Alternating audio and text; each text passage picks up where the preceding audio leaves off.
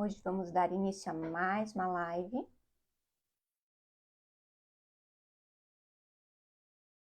Ouvindo mais uma história de transformação. E até que as pessoas vão chegando na live, fazer uma introduçãozinha aqui, vou enviar uns convites aqui para as pessoas chegarem até esse espaço. E quero convidar você que vai ouvir essa live ao vivo ou gravado, pegar um papel e caneta e se preparar para receber sementes de vida, né? De inspiração, de transformação. E a pergunta que eu te faço hoje: qual é o seu processo? Qual é a sua jornada? O que você vem vivendo hoje? Quais são seus desafios diários? O que está impedindo você de ser, viver e receber tudo aquilo que já é possível para você e para a sua vida? Então, nesse encontro de hoje, a gente vai ouvir uma história, mas não é simplesmente uma história, é uma história em um processo de transformação. E que você possa simplesmente abrir seu coração para receber. Cada um na sua individualidade, na sua singularidade, tem algo para contribuir com o mundo e com as pessoas. E que você possa receber deste encontro, receber deste momento. E também quero deixar para você um convite. Você que se encontra assim, sem saber para onde começar, por onde começar, está com muitos desafios e está se sentindo sozinha para enfrentar esses desafios. A partir de hoje eu abri a minha mentoria, Superando Desafios, superando a si mesmo, né? Se você sentir de fazer parte, ela é individual e feita especialmente para você, que deseja superar a si mesmo, superar os desafios que você vem enfrentando diariamente. Fica o convite, só me enviar um direct e a gente conversa sobre. Vamos lá então, vamos chamar a Nisrin Mohamed para trazer a sua história cheia de vida, de inspiração e que possa inspirar a sua vida hoje. Peço que você compartilhe ali no aviãozinho para que mais pessoas possam adentrar esse espaço e compartilhar para mais pessoas. Vamos adicionar aqui, convidar a nossa amiga para adentrar este espaço.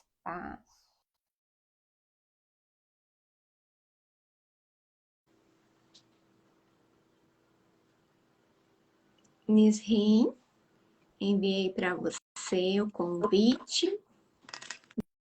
Bom dia! Bom dia! Tudo bem? Bom dia, Fran, tudo bem? Tudo bem, graças a Deus. ótimo! Maravilha! Estava enviando aqui mais alguns convites para as pessoas. Também vou compartilhar. Vamos compartilhar. E que as pessoas possam receber dessa contribuição. Nisrin, foi um prazer te conhecer essa semana e que bom que você aceitou esse convite de poder compartilhar da sua história com as pessoas que vão adentrar aqui agora ou que mais tarde vão ouvir e poder receber a tua contribuição. Amém. Então, Nisrin, esse palco da vida, ele é todo seu. Ai, amém. Eu vou permitir que você contribua com aquilo que você sentir no teu coração, que você acha que vai ser importante para daquilo da sua vida, do que você viveu, os seus desafios, como que você passou por esse processo, quais foram os aprendizados que você teve, como que você chegou, né, da Jordânia ao Brasil e qual que é o aprendizado que você teve nesse caminho todo. Então é com você, Jordânia. Eu vou perguntar, Jordânia. Pode chamar. Já tem o selo daí, já. Já tem o selo, né? Aham. Vou pedir para todas as pessoas que forem adentrando que aperte o dedinho no coração, deixe seu comentário aqui, vai falando, vai comentando, que quanto mais interação, mais o Instagram reconhece que essa live é valiosa, porque ela é sim, com certeza, né? São histórias de vida que a gente está compartilhando aqui. E aí ele automaticamente compartilha com mais pessoas. Então, com você, Nisrin. Ai, que bom. Bom dia, Fran. É uma honra minha também, né, ter conhecido você essa semana.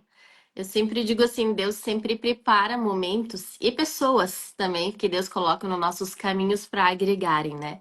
Então, é uma honra conhecer a Fran, uma mulher de Deus e uma mulher muito sábia, né? Então, hoje, que nem a gente vai fuçando, vai olhando assim, é uma mulher que está agregando muito na vida dos outros. E eu sempre digo assim, Deus nos coloca nos lugares também para ajudar as pessoas, né? Para realmente a gente poder, através dessa live, eu creio que muitas pessoas, né, vão ser alcançadas, vão ter uma chaves, né, que vão mudar suas vidas. Então, tô aqui através do convite da Fran, tomando mate, né? Que também sou do mate, gente. Enfim, meu nome é Nisrin Mohammad, que nem a Fran disse. Eu sou jordaniana. Eu nasci no Oriente Médio, então do outro lado do mundo. Então, sou filha de um pai árabe, a mãe é brasileira. A minha mãe casou com meu pai e foi para o Oriente Médio. E o sonho da minha mãe sempre era vir embora para o Brasil, não ficar sempre na Jordânia. Porque para ela também foi uma transformação de cultura, uma mudança de tudo, né? A língua, né, a cultura das pessoas, a comida. A gente acha que, tipo, é normal tu mudar num lugar para o outro, mas a comida muda muito na vida da gente, né? Tem coisa que a gente não come, lá tu tem que comer, que tem só essas opções. Então, é uma mudança radical na vida de uma pessoa. Então, eu nasci no Oriente Médio, nasci na Jordânia. É um país, gente, muito lindo, muito maravilhoso esse país. Ele ele é a monarquia, né? Então, ele tem rei e rainha. Então, eu acredito que sim, já ser rei e rainha já muda o ar, assim, um pouquinho dessa, né, da monarquia, da realeza. Então, eu nasci num berço muçulmano. Então, onde eu era ensinada através do islamismo, da cultura da família. Então, morei lá até meus 14 anos. E após os meus 14 anos, meu pai faleceu com 12 anos.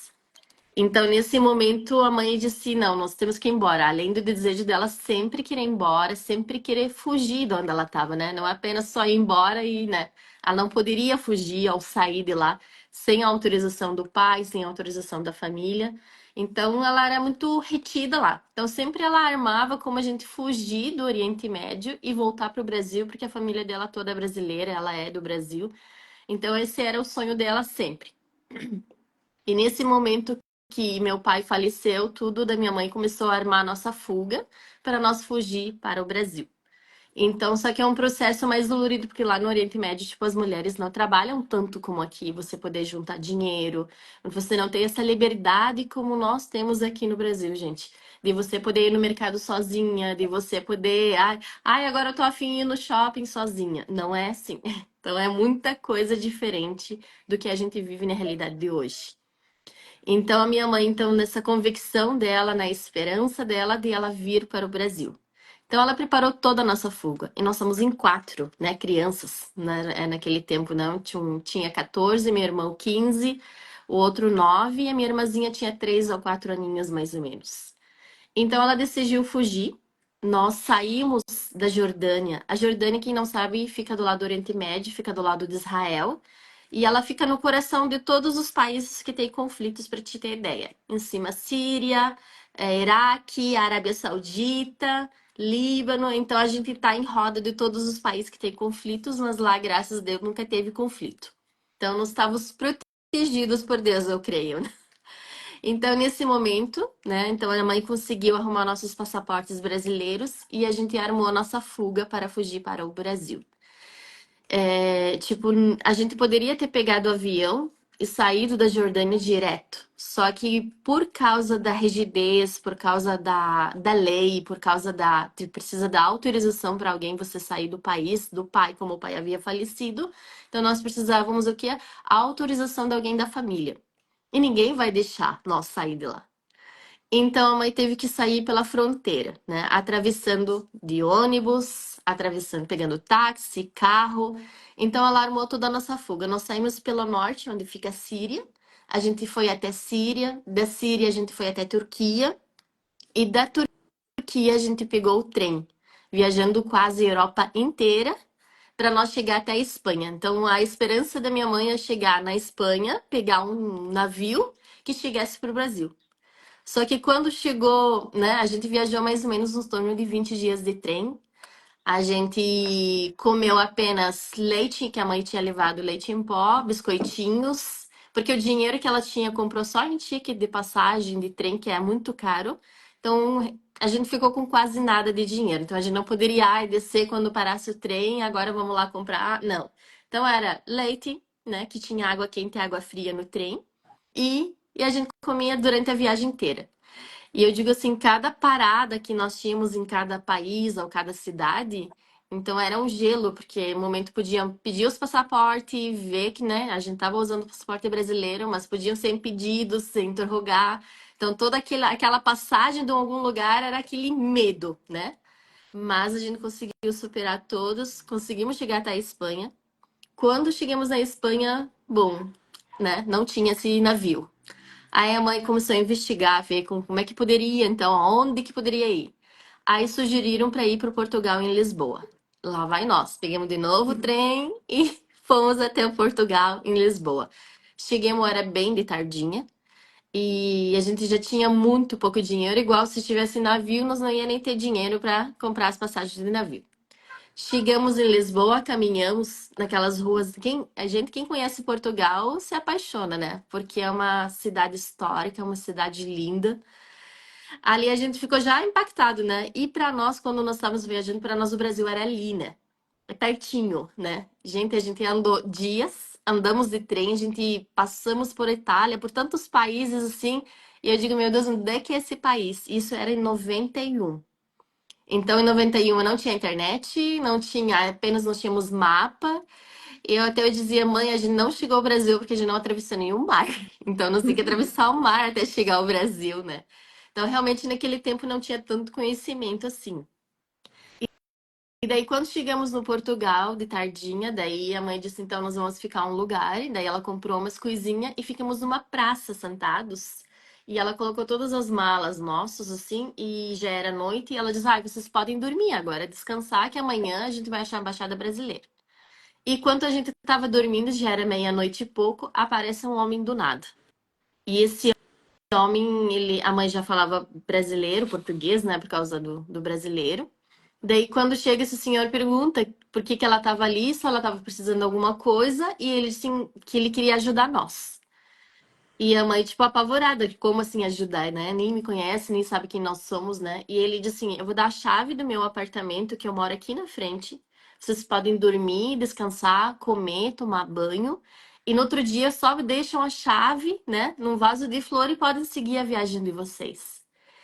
E ali eu acredito que sim, que sempre a mão de Deus está sobre nossas vidas, né? Quando você tem uma convicção de alguma coisa, quando você acredita em algo sobre a sua vida, Deus ele sempre vai colocar alguém para te proteger. E assim a Bíblia diz também, né? E assim a nossa fé.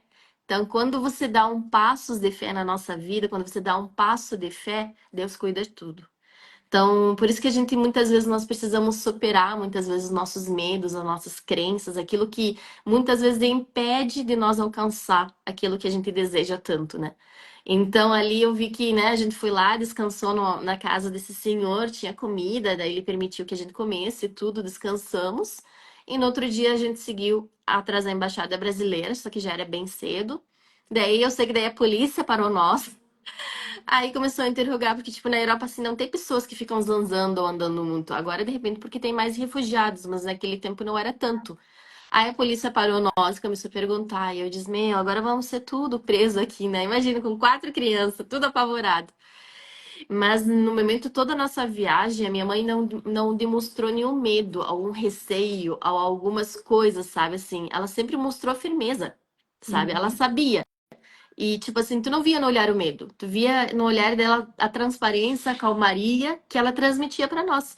Porque pra mim, tipo assim, essa viagem que a gente fez, eu não tenho trauma nenhuma.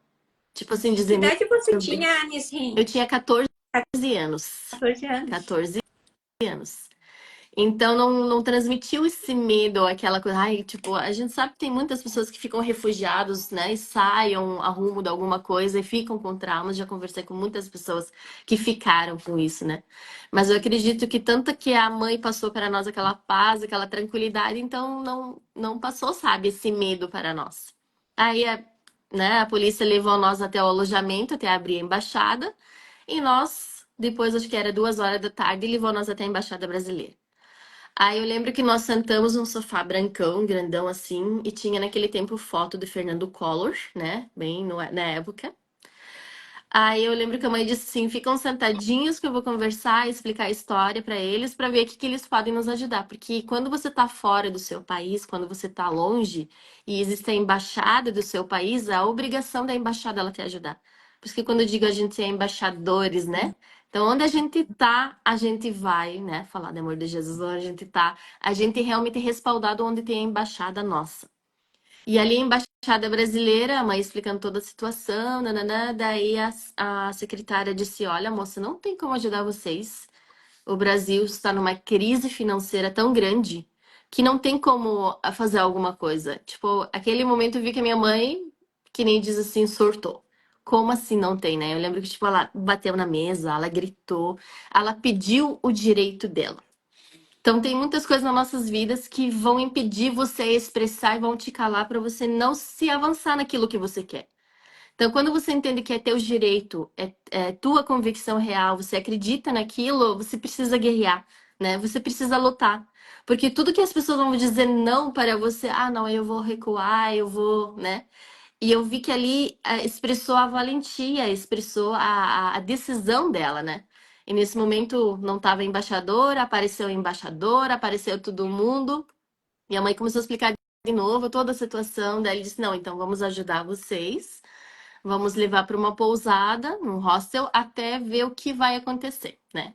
Enfim, levaram nós para uma pousada, ficamos um tempão. E nada da Embaixada Brasileira dar uma solução ao fazer alguma coisa. Diz que entraram em Brasília contato, tudo, mas nada haviam feito. Aí depois disso a gente trocou para uma outra pousada. E durante isso a gente ficou mais ou menos 20 e poucos dias no Portugal, quase um mês. Então a gente não tinha muita comida, a mãe teve que trabalhar. Imagina, 4 crianças, quando a mãe saía, nós batia a perna naquele Portugal, nos boa andando. Imagina, Deus guardando em tudo, sabe? Teve fato muito forte que a minha irmã, ela caiu de uma balança, de um escorregador, ela entrou em coma, teve que ser internada no hospital. Muitas coisas durante a nossa viagem aconteceu assim, às vezes de medo, da insegurança, mas a gente conseguiu superar todos, assim, sabe? Aí teve um momento que também que Deus mandou um senhor, que ele era brasileiro, paulista, onde a mãe conheceu do nada, assim, e ele disse que ele era o dono de um restaurante e ele teve compaixão pela vida da nossa como crianças e tudo, e ele disse assim, ó, eu vou dar cartão aqui, meu, e vocês podem chegar no meu restaurante, que era o melhor restaurante que tinha em Lisboa, no shopping, vocês podem comer à vontade. Tipo, Deus dando a provisão para tudo a nossa viagem, tudo, tudo. Então, quando você, eu digo assim, é uma decisão de você sair da onde você tá e as coisas vão fluir. E ali realmente a gente passou um tempão esperando a embaixada, não teve solução. E quando a gente trocou para uma outra pousada, minha irmãzinha, que tinha 4 anos, foi com a minha mãe para um supermercado. E nesse supermercado havia um casal que estava só a mulher. Ela era paquistanesa, mas muçulmana. E ela viu a mãe falando em árabe e tudo, e ela disse assim: Da onde é que tu veio? E a mãe começou a contar: a gente saiu da Jordânia porque meu marido morreu, então a gente quer ir pro Brasil, e eu só aqui com meus 4 filhos. E a mulher começou a chorar: Como assim você com 4 crianças nesse mundo sozinha? Não, vou ter que ajudar você. E a mãe ficou faceira, né? Bah, então acho que vou arrumar emprego. Elas vêm amanhã cedo que vou conversar com meu marido para ver o que a gente pode ajudar vocês. E a mãe chegou faceira no pousada. Meu Deus, acho que vou arrumar emprego aqui, daí eu fico pertinho de vocês, daí eu cuido de vocês. Aí tinha meu irmão mais velho que eu, 1 ano. Daí se eu não trabalhar, tu trabalha, alguém de nós vai trabalhar e vamos correr. E ela sempre com alegria assim no rosto, sabe? Aí depois disso ela foi de manhã cedo junto com meu irmão. Daí a mãe começou a contar toda a história, mas ela não relatou que nós fugimos, né? Porque para eles que tu fugir de uma maneira dessa é como se fosse estar ofendendo a cultura muçulmana, né? Então ela disse que nós saímos porque a família dela é do Brasil, né? E contou toda a história. E o senhor começou a chorar. Meu Deus, eu tenho que ajudar a senhora. Eu vou ajudar vocês, vou fazer alguma coisa. E a mãe vem e falou: será que o senhor vai dar emprego para nós? Não, eu não vou dar emprego para vocês. Eu vou pagar todas as passagens de vocês ir embora para o Brasil. E a mãe, o quê? Somos 5, né? Não é 1, nem 2, somos 5, né? Pessoas. Ele disse: não importa. Eu vou pagar as 5 passagens para vocês ir embora para o Brasil.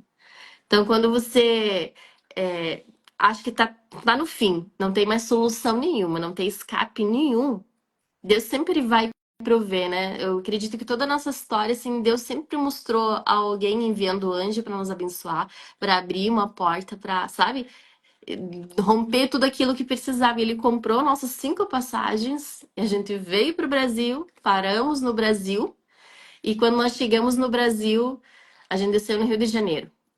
Para mim, o Brasil, gente, era, não sei não. Quem mora fora do Brasil, ele entende que o Brasil apenas tem índio, né? Não existe civilização.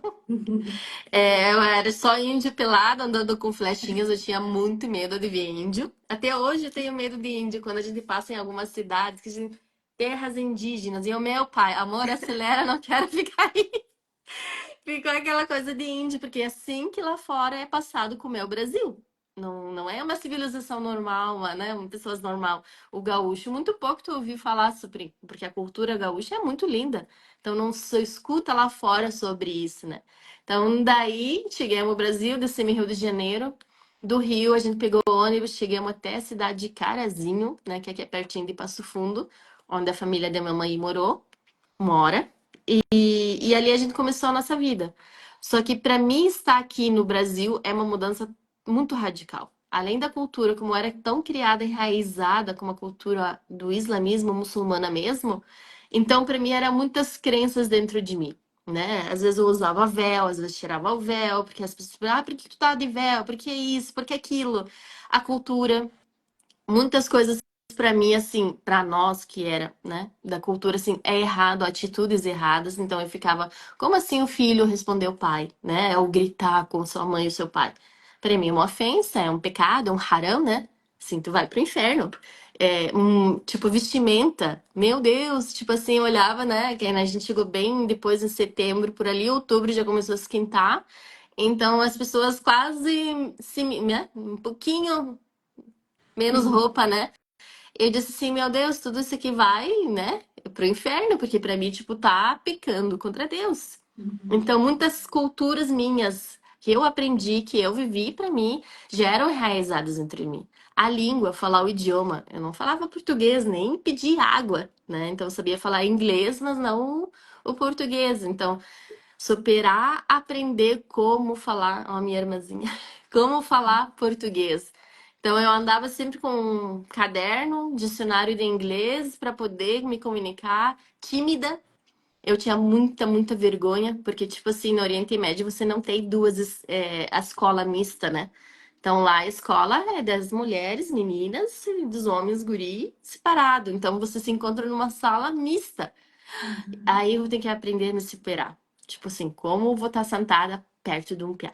Então, pra mim era pecado, era haram, entende? Então, são muitas coisas que eu tive que romper durante toda a minha vida, durante toda a minha vida trabalhando isso em mim. Chegou o momento de sim, mãe, eu quero ir embora de volta. Eu não quero ficar. E a mãe pensou, eu fugi de lá, fiz tudo, daí agora ela quer voltar pra Jordânia. Mas, tipo, por causa de tantas culturas diferentes, tantas coisas diferentes, que isso mexe no nosso emocional. E fiquei um tempo, uma semana em casa, não querendo sair de casa, porque pra mim era o fim do mundo. Tipo, mudou a minha história, mudou o lugar onde eu tô. Não gostei do Brasil, não gostei do estilo da vida. E eu tive que aprender a superar tudo isso. Então, com o tempo, fui aprendendo a superar, fui aprendendo a conhecer mais a cultura, né? Muitas coisas assim. Eu não vou ser assim. Exemplo, as meninas ficavam com todo mundo. Eu, pra mim, tipo, é haram, é pecado. Como eu vou estar ficando com um guri, com outro, né? Não, mas pode ficar, não dá nada, né? Só um selinho, só um beijinho e vamos. E eu, pra mim, era tudo pecado. Então, muitas coisas eu mantive, a minha cultura, o ensino, né? Então, aos poucos foi superando essas áreas dentro de mim. E imagina, já é 15 anos, 16, bem a mudança que você, né, como mulher, como todas as áreas, e eu precisei superar isso. Então, quando a gente entende que nós precisamos superar nossas crenças, superar nossos medos, tirar toda aquela insegurança, acreditar em si, e eu comecei a estudar, comecei a crescer e um avanço. Eu acredito que, tipo assim, nós precisamos avançar dia após dia. Não tem coisa que vai acontecer de noite pro dia. Pronto, agora já sei falar português, agora, né, já super. Não. É um processo nas nossas vidas. E muitas vezes nós não queremos passar pelos processos, a gente quer pular o processo. Então, eu acredito que cada uma de nós, né, tem uma história atrás de nós. E a gente tem que respeitar os nossos processos. A gente tem que aprender a superar passo por passo para a gente alcançar aquilo que a gente tá. Então, hoje vai fazer quase 30 anos que eu moro no Brasil, né? Hoje, graças a Deus, eu sou pastora, hoje eu sou empresária, nós temos no ramo imobiliário. Hoje também eu sou palestrante, então resolvi avançar minha vida. Hoje eu sou casada, graças a Deus. Um esposo abençoado que sempre me apoia em tudo. Ele, um que sempre me motivou em todas as áreas para superar minha timidez, a minha vergonha, que era muito tímida. Então, são coisas que a gente sabe que durante o processo a gente vai crescendo, mas nós precisamos dar esse espaço de crescer, de avançar. Uau, né? E, ou te ouvindo, que a gente vai viajando junto, né? No processo, né? E assim, e olha só que legal, né? Você chegou no Brasil, você veio com 14 anos, mas com que idade você queria retornar? Porque você pensou assim, bah, aqui não é mais para mim, eu quero ir embora daqui. Eu tinha 16 anos. 16 anos. 16 16 anos anos. você teve esse processo de luta consigo mesmo, né? E Porque, tipo, na escola, exemplo, eu já tinha terminado o exemplo, o ensino médio todo, né, na Jordânia. Então, eu cheguei aqui, eu tive que aprender português, falar, escrever, e eu não aceitava, tipo, de voltar de volta. Ah, eu tenho que estudar, tipo, a diretora da escola, tu tem que fazer a primeira série, segunda, meio ano ali. Era muita confusão na minha mente. Aí eu disse, não, eu vou fazer provas, e a série que eu parar, eu vou estudar, né? E eu estudei que nem louca, eu sempre fui muito estudiosa, né? Então eu estudei e eu consegui passar até a oitava série, não entendendo nada de português, mas eu decorei tudo. Tudo que podia decorar. Pra te ter uma ideia, tinha um teste, tipo assim, desse nome sai menina, menino, né? E tinha boi. Eu não sei o que que era boi, eu botei boia, exemplo, tá? Então, eu era muito decidida, eu queria passar. Aí eu tive que retroceder de novo. Ela me botou meio ano na escola de sétima série e meio ano na oitava. Daí tá tudo bem. Terminou o ano, ela queria que eu repetisse de novo a oitava. Eu disse, ah, não, não aceito isso aí. Aí começou o conflito de, né, eu vou embora, eu vou voltar, eu vou estudar, porque, tipo, pra mim, é voltar para trás. Aí eu disse pra minha mãe, ó, se a senhora puder, pega meu histórico, manda traduzir ele, porque ele era em árabe. Ela fez a tradução do meu histórico do ensino médio, fui numa escola de segundo grau, me inscrevi na escola de segundo grau e comecei a estudar no segundo grau. Eu não tirei nenhum vermelho, nem nada. E daí a secretária de educação dela me viu e disse, Rita, tô fazendo o que aqui? Não devia estar na oitava exame? Eu disse, não. Eu disse, se a senhora quiser ir lá na diretoria ver as minhas notas, ver como é que eu estou, eu vou continuar fazendo segundo grau. E daí ela fui lá a ver, conversou com a diretora. Aí que disse assim, meu Deus, tipo, parece que estão me perseguindo, tudo não pode, não pode, não pode, né? Já não chega no Oriente Médio, tudo não pode, né? Aí eu disse não. Então ali eu disse, eu vou embora, tipo, né? Ninguém me quer aqui, então. E a mãe, não, não é assim as coisas, sabe? Então aos poucos foi amadurecendo, entendendo também que não é. E depois a mãe foi explicando a situação, por que que ela veio embora, por que isso, trazer o entendimento real das coisas, né? Aí eu decidi, ah, então não vou, então vou ficar. Então, realmente, a gente precisa entender as coisas. E nosso interno também, muitas vezes, é confuso, né? Então, se você não externar isso para fora, você não expressar, você vai gerando mil ideias na tua mente. Mil ideias vêm na nossa mente e você vai trazendo confusão e você não sai do chão onde você tá, né? Então, naquele momento que minha mãe começou a explicar, entender, sabe, me trazer o entendimento, Aí eu disse, não, então eu vou ficar no Brasil, eu vou superar, vamos lá. Mas eu chorava muito, gente. Eu tinha meu diário que eu escrevia tudo. Eu vi que tu tem esse, né? O diário para escrever. Realmente, eu escrevia tudo que eu sentia, o momento da raiva, o momento disso. Exemplo, na escola, às vezes eu tava, te chamava de terrorista, mulher bomba, e daí? Tu vai expressar como isso? Eu queria explodir todo mundo daí, de verdade, que nem diz assim. Então são várias coisas, ninguém conhece tua cultura, ninguém sabe como tu é, como é que nem eu também não conhecia a cultura brasileira, né? O Uhum. estilo de vida e tudo. Então acredito que muitas pessoas não conhecem a cultura do outro e não conseguem respeitar a cultura do outro, não conseguem entender. E eu sempre disse assim, não é tudo que é árabe, né? Mulher bomba, homem bomba, não é tudo que é árabe é muçulmano, é isso. Então eu voltava chorando da escola muito. Então, muitas coisas eu passei e eu precisei aprender a superar e me posicionar quem sou eu, sabe? Então, isso é o mais difícil em nós, né? O nosso interno, ser realmente curado.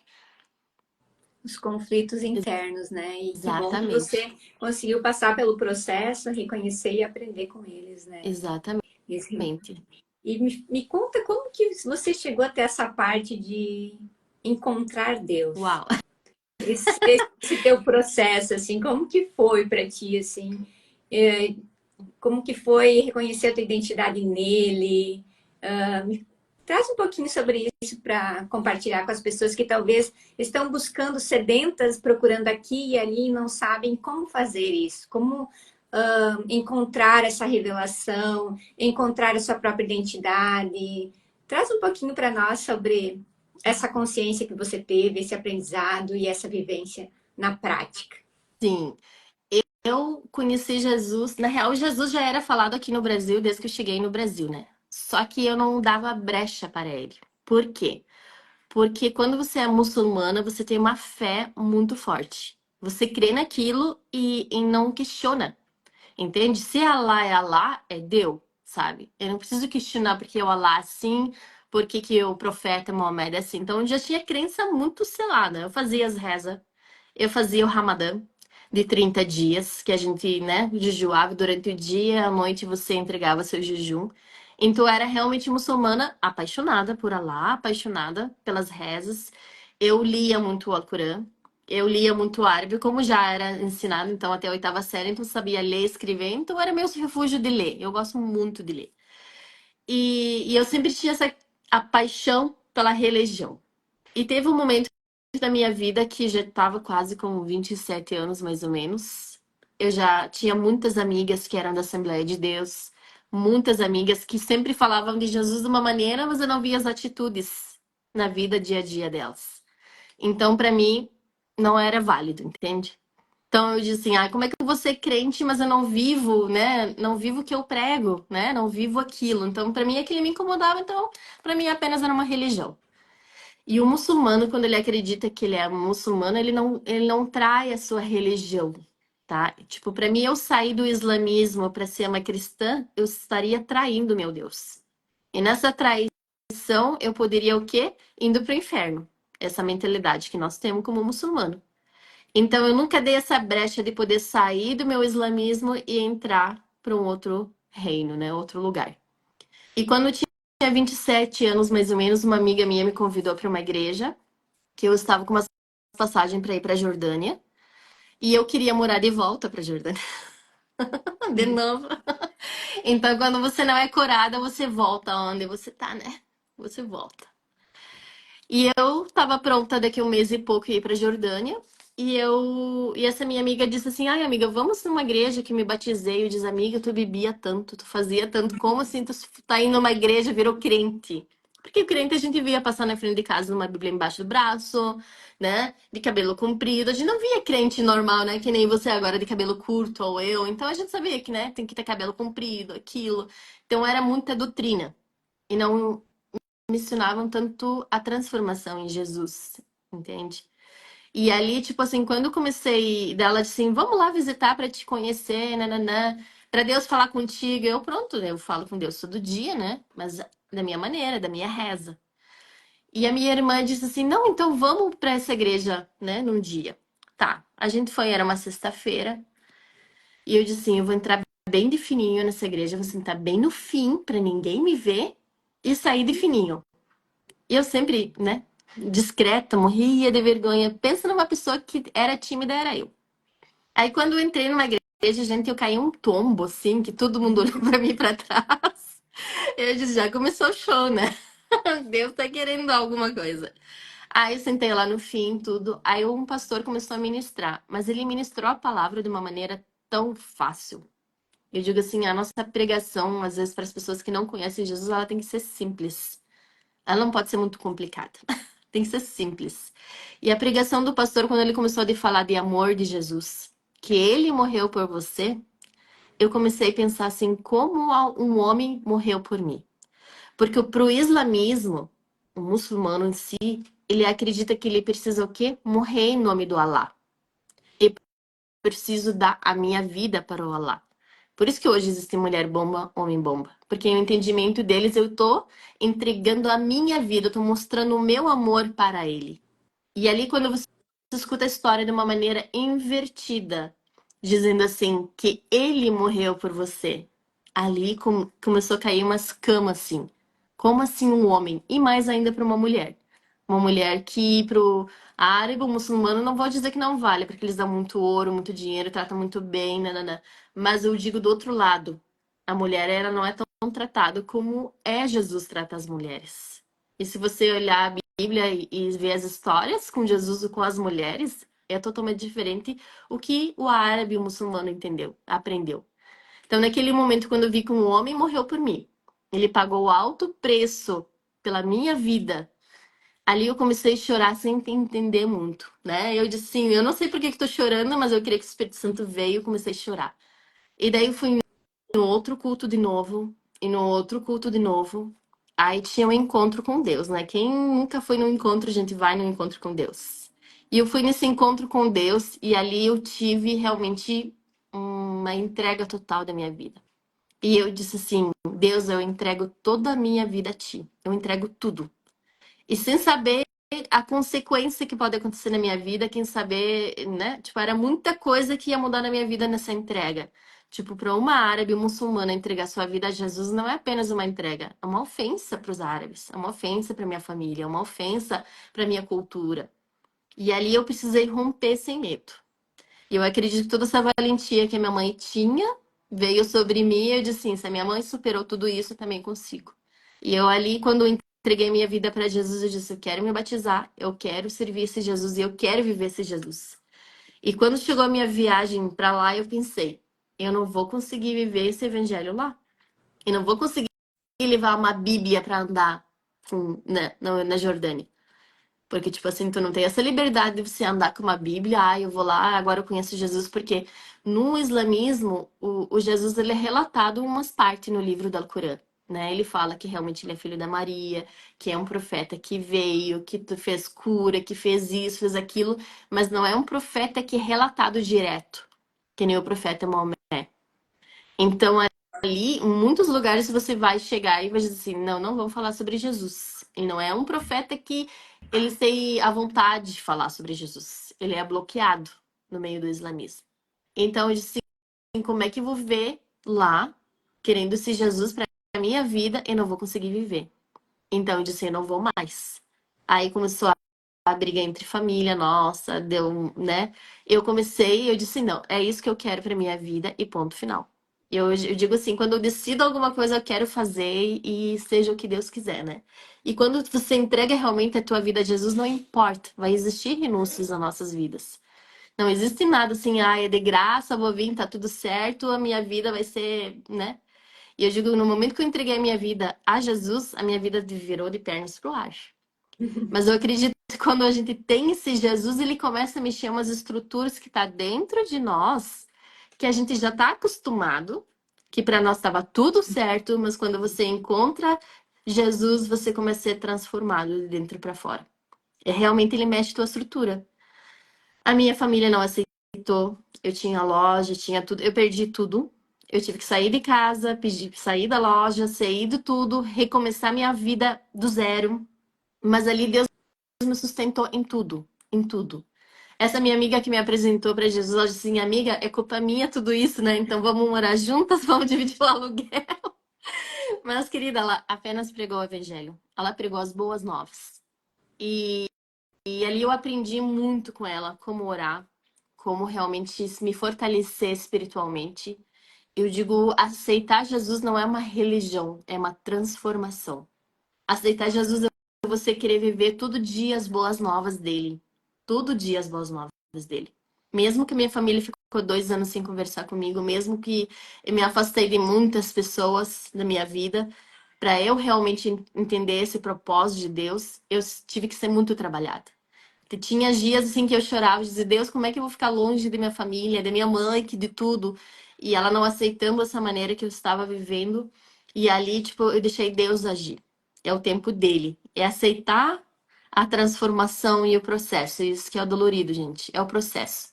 É o processo, ele nos preme. É o processo, ele te faz sair o azeite melhor do que você já é. E é isso, nós querer realmente deixar esse processo ser trabalhado em nós. Mas quando eu entendi que eu estava servindo um Deus verdadeiro, que eu estava realmente entregue totalmente a Ele, eu disse para Deus, eis-me aqui. Eu quero fazer tudo que o Senhor quiser. Não é, tipo, eu sei que quando a gente se converte, a gente quer só fazer o que a gente quer. Mas quando você entrega realmente a tua vida a Jesus, você faz tudo o que Ele quer. E a vontade dele.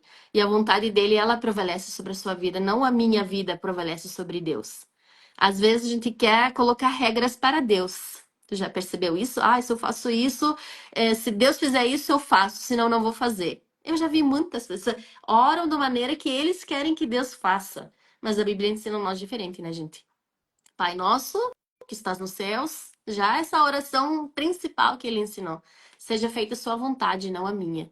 Então, quando você renuncia ao seu eu mesma, né? E deixar Deus entrar na sua vida, e eu deixei Jesus entrar na minha vida. Eu deixei esse Jesus transformar o meu eu por dentro. E eu tive que romper todos os meus crenças, porque eu disse assim, meu Deus, agora eu vou pro inferno. Eu não quero ir pro inferno. E eu, sabe, muitas coisas que já eram ensinadas dentro de mim. E eu disse assim, Deus, eu só quero viver. Eu não quero questionar.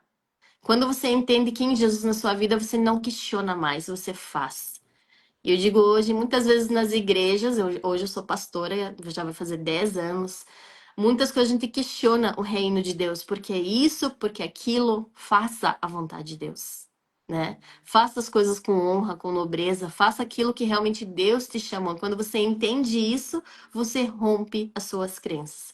E eu decidi que esse Jesus entrasse na minha vida até hoje, e eu digo assim, eu não olho para trás. O que passou, passou, né? Hoje, graças a Deus, a minha família, nós somos restaurados, falo com toda a minha família. Deus restaurou de uma maneira sobrenatural. Hoje, meu esposo também conheci ele na igreja, ele é um homem de Deus, um homem ousado por Deus. Ele foi também um canal na minha vida para me ensinar a crescer como realmente uma mulher de Deus. Ele sempre me motiva, amor, vai lá e faz, né? E eu sempre tinha muitas crenças dentro de mim, né? Por causa da minha cultura. Então, muita coisa. Eu digo, mulher árabe, ela sempre se esconde. Mas mulher que conhece Jesus, ela anuncia as boas novas. Se você olhar na Bíblia, quantas mulheres que tiveram encontro com Jesus e foram transformadas, foram entregues totalmente. Eu digo aquela mulher hemorrágica, quando ela só escutou que Jesus ia passar pela cidade dela, e 12 anos, né, trancada. Porque eu quero dizer para você, quando você lê a Bíblia, você lê a cultura daquele tempo. Quando uma mulher está hemorrágica, quando a mulher está nos dias, ela não pode estar no meio da sociedade. Ela não pode ir no templo para adorar. Ela não pode ir lá fazendo compras. E o islamismo também, como são os dois irmãos, da mesma forma. Quando você está nos dias, você não pode fazer jejum do Ramadã. Eu ficava revoltada, braba. Como assim eu não posso fazer? Aí, quando você, assim, a mulher decidiu, disse assim, apenas eu quero tocar uma pontinha, uma veste desse Jesus que falam tanto. Então, quando você dá essa brecha para Deus e você diz assim, eu quero só dar a pontinha, quero só tocar a pontinha. E o que Deus fez na vida dessa mulher, né? E ela aqui naquele momento que quando ela tocou as vestes de Jesus, o que ele diz? Eu senti algo, senti poder sair de mim, senti virtude sair de mim. Então, dentro de nós é um poder como mulheres que Deus quer transformar nós de dentro para fora. Porque no momento que ela tocou Jesus, ela foi curada. No momento que a gente decide entregar a nossa vida para Jesus, ele transforma tudo da nossa vida de dentro para fora. Então é uma decisão. Eu parei de questionar porque isso, porque aquilo, porque eu digo assim, a doutrina ela muitas vezes confunde a gente. Mas eu não tenho que seguir a doutrina, eu tenho que seguir a Bíblia. A Bíblia não muda nunca. A palavra de Deus, ela não muda. E quando eu entreguei a minha vida para esse Jesus, e eu disse assim, faz o que você quiser, e ele fez. Mas eu precisei continuar o processo. Eu não parei. E eu digo assim, quando a gente diz para Deus, eis-me aqui, usa a minha vida, gente, é dizer realmente para Deus que ele faça a vontade dele e renunciar a sua. Eu nunca imaginei que ia ser pastora. Eu nunca imaginei estar ministrando uma palavra. Eu nunca imaginei estar fazendo uma live. Muita coisa.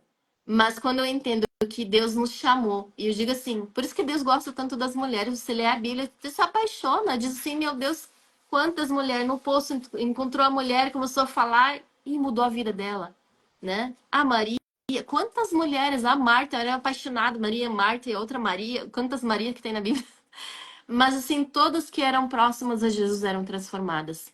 E elas transmitiam as boas novas. E Jesus dizia assim: vai e não conta nada para ninguém. E ela contava para a cidade inteira das boas novas. Por isso que a gente olha para as mulheres assim. Eu acredito que tem muito mais mulher na igreja do que homem. Porque as mulheres, elas gostam de anunciar as boas novas. Nós, mulheres, somos uma boca profética, um canal de bênção na vida de tantas mulheres, tantas famílias. Então, quando você entende o poder que está dentro de você, o conhecimento, a ousadia que Deus já te deu, você começa a espalhar as boas novas para as pessoas. E esse Jesus começa a entrar e transformar vida, família, tirada de tudo. Então é isso que Deus ele quer fazer nas nossas vidas, transformar de dentro para fora. E quando eu olhei para esse Jesus, eu disse, não quero mais nada. E não olhei para trás. Eu perdi a herança, eu perdi isso, não importa. Porque a restituição de Deus é diferente que a nossa. A riqueza, se a prosperidade e a nobreza de Deus é diferente que a nossa humana. Então eu aprendi a confiar em Deus. E não olhar, não questionar. Se a Bíblia está dizendo isso, se os princípios estão me dizendo isso, para mim, assim, é 8 ou 80. Por isso que eu não gosto de viver. E a Bíblia já diz que a gente não pode ser nem morno, nem frio. A gente tem que ser quente. Quente, com palavra firme em Deus. Sim, sim, não, não. Não existe meio termo para Deus. E ainda eu digo assim, mais para uma árabe, né? Que era muçulmana. Então, para mim, é 8 ou 80. Não tem meio termo. Às vezes o pastor diz, amor, tu é muito radical. Mas a minha cultura, vou fazer o quê? Então, muitas vezes, nós precisamos ter essas decisões. A firmeza de quem tu é em Deus. Isso ninguém pode tirar de você. Então, quando eu decidi entregar essa minha vida a Jesus e eu aceitei me batizar, eu disse, não, eu quero fazer tudo o que eu puder. Eu estudei teologia, eu fiz escola de líderes, eu fiz isso. Eu sempre estou aprendendo e sempre aprendendo, gente. A gente nunca sabe tudo.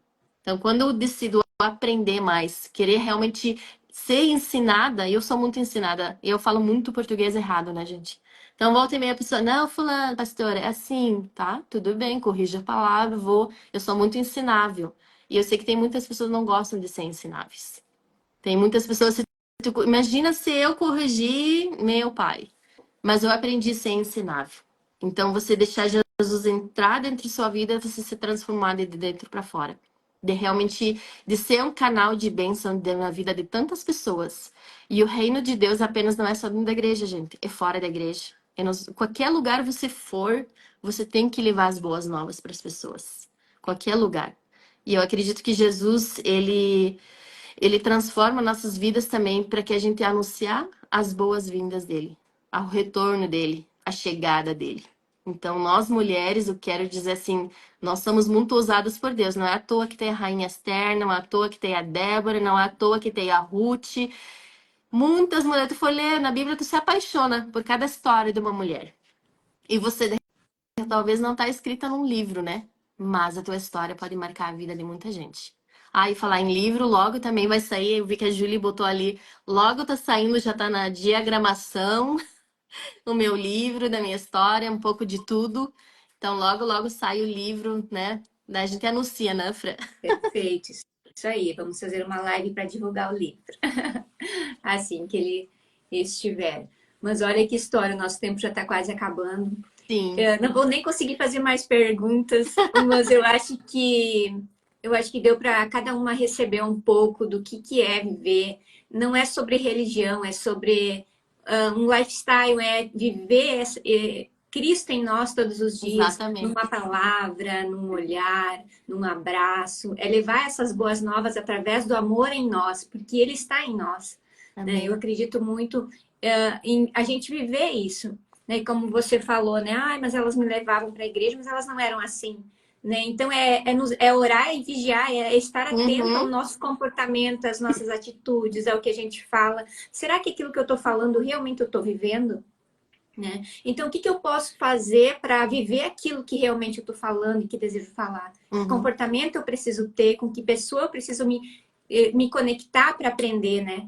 E poder viver realmente esse amor na sua totalidade, né? Porque nós somos o amor, a gente veio do amor, né? Desse amor que nos preenche, que nos cura, quando você passa por esse processo de transformação. É verdade. É uma decisão.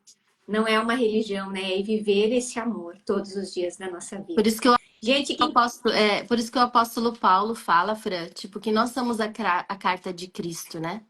As tuas atitudes, a tua postura. A gente vai alcançar muitas pessoas, gente. Eu vou falar, agora eu vou pregar como missionária. Muitas pessoas que vão ser alcançadas é através das nossas vidas, do nosso testemunho. Eu digo assim, para nós alcançar os árabes, para nós alcançar é tua atitude, é tua postura. A gente não precisa nem muito pregar, gente, mas o teu sim, sim, e o teu correto, e o teu caráter, ele vai transmitir isso para as pessoas vão querer saber quem que tu é. E quando eles vê quem tu é realmente em Deus, o teu caráter, você aplica os teus princípios dia a dia, você vai alcançar teu vizinho que está do teu lado, você vai alcançar o teu colega que está do teu lado, você vai alcançar teus parentes, que muitas vezes nós afastamos porque a gente quer pregar para eles. A gente não precisa pregar, gente. A gente precisa apenas viver o evangelho de Jesus simples, muito simples. E quando você torna isso simples no teu dia a dia, as pessoas vão querer saber quem tu é. E como é que tu vive assim? Aí eles vão descobrir que tá dentro de você é um Jesus. É isso que transformou teu ser. Então, seja a carta de Cristo, né? Seja essa pessoa que transmite esse amor verdadeiro para Jesus. Desculpa aí, Fer. Amém. gratidão, gente, que vocês possam ter recebido dessa palavra. Amém. Eu gostaria que, se fez sentido para você e fez sentir, faça um print agora aqui. A gente vamos fazer um sorriso aqui, vamos dar um sorrisinho. Você faz um print e escreve, compartilha no seu Instagram uma frase, algo que você aprendeu e que você vai levar para sua vida. Não levar simplesmente para levar, mas que você vai aplicar. Amém. Então, vamos lá. 1, 2, 3. Pose para foto. Eu fiz aqui o meu, depois eu vou compartilhar. Glória a Deus. Então, gratidão, Nisrim, por ter se permitido estar aqui e compartilhar um pouco da tua história, que acredito que é só um pouquinho, foi só uma